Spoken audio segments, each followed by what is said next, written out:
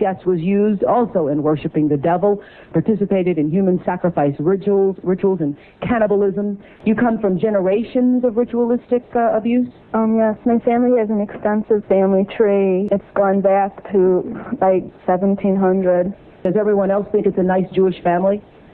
From the outside, you appear to be a nice Jewish girl? Definitely. And you all are worshiping the devil inside the home? Right. There's other Jewish families across the country. It's not just my own family. There would be rituals in which babies would be sacrificed, and you would have to, you know... Whose babies? There were people who bred babies in their family.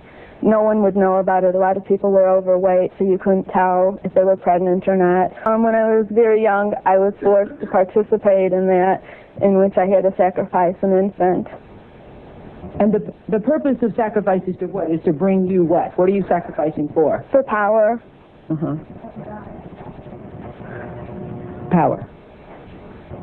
And so, were you ever used? Were you ever used yourself? I was molested. I was raped several times. And what's your mother doing?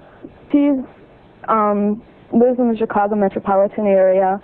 She's on the Human Relations Commission of the town that she lives in, and she's an upstanding citizen. Nobody would suspect her.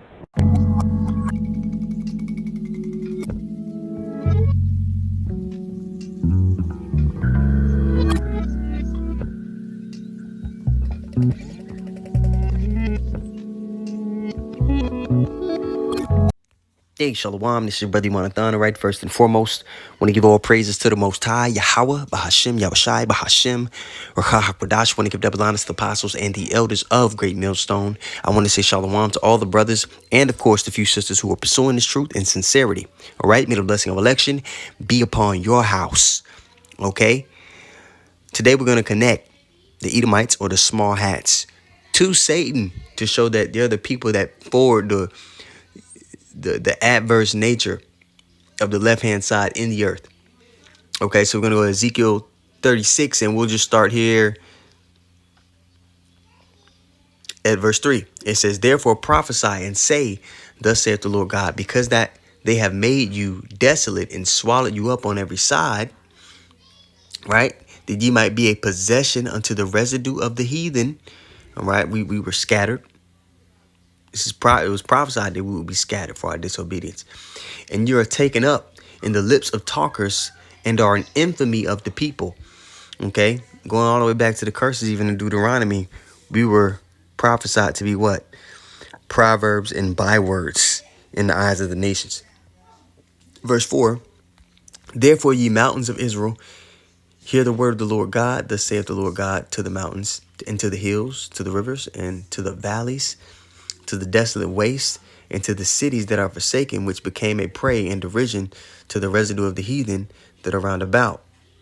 Therefore, this is what I wanted. Therefore, thus saith the Lord God, surely in the fire of my jealousy have I spoken against the residue of the heathen, and against all Idumea," which is talking about Edom, the Edomites, "which have appointed my land." So right here, I wanted this point to show you that the people that have appointed the Lord's land in their possession, all right, they're the people who are spoken of in Revelation 2, what is it, 2 and 9? I gotta go check, where it says, "I know the blasphemy that say they are Jews and are not, but are the synagogue of Satan."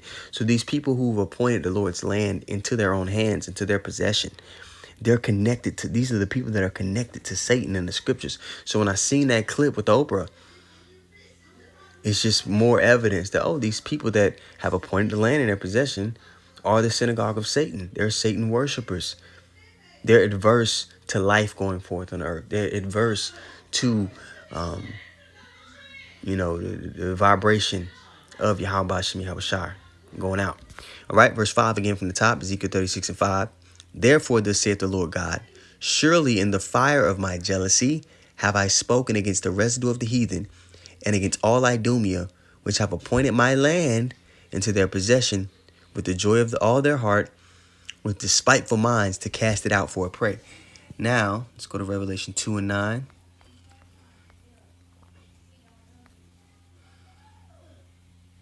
All right. It reads, I know thy works and tribulation and poverty, but thou art rich.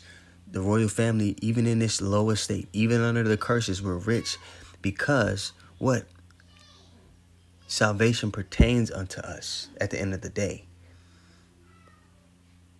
And I know the blasphemy of them which say they are Jews and are not. So there's a people that are masquerading as the royal family on the earth, when in fact, they're the adversaries to the royal family. All right? Them which say they are Jews and are not, but are the synagogue of Satan. And then we go to 2 Thessalonians. Let's go get it. And we'll start at verse 7. It says, for the mystery of iniquity doth already work. Now, during Paul's time, who was ruling?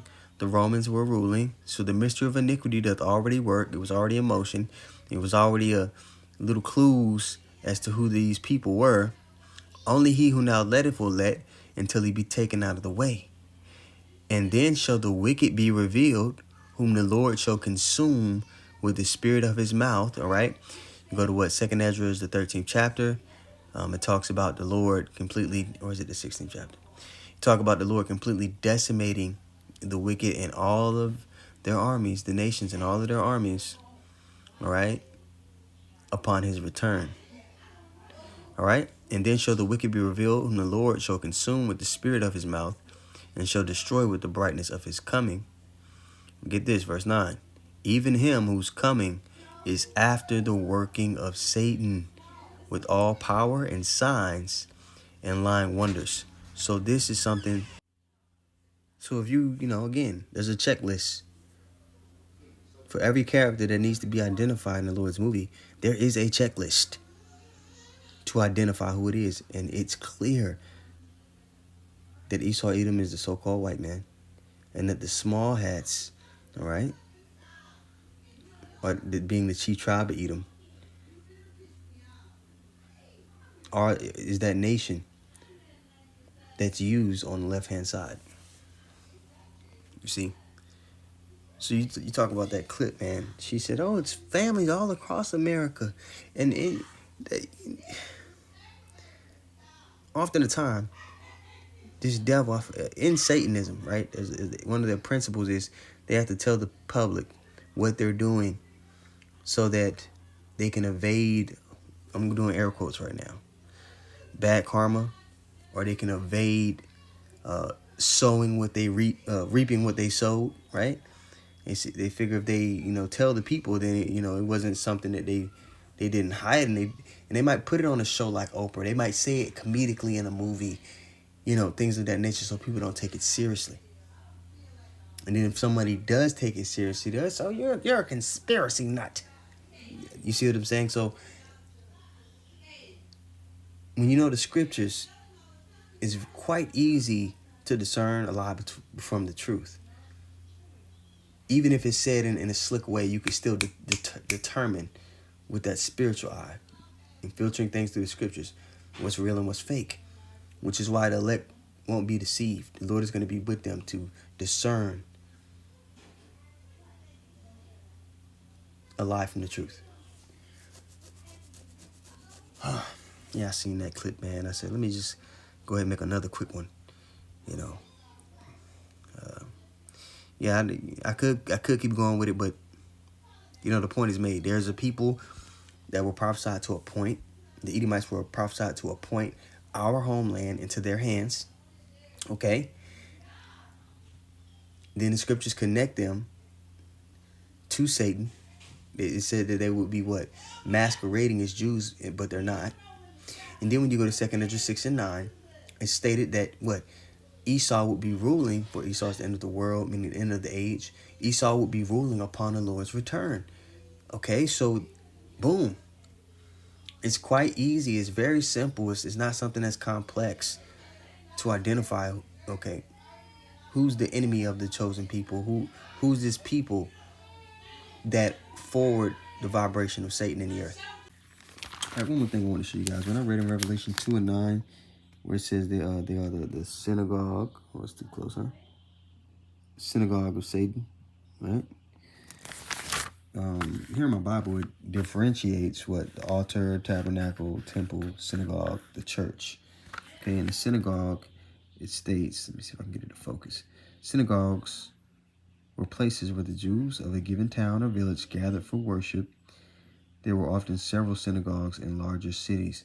And a lot of these universities, a lot of parts of town where the small hats live all over the world in these places, they gather for Satan worship, man. They gather to try to forward wickedness. They gather. You seen, I'm gonna see if I still got it on my camera roll.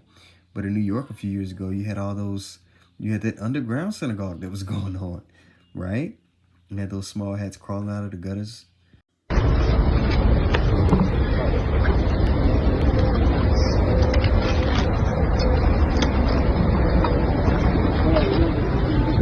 Man, remember this, man. The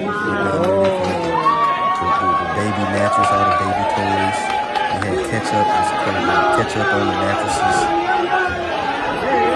Stab holes in the mattresses. I remember this. You guys remember this? Whatever happened to these people? They got a ride home?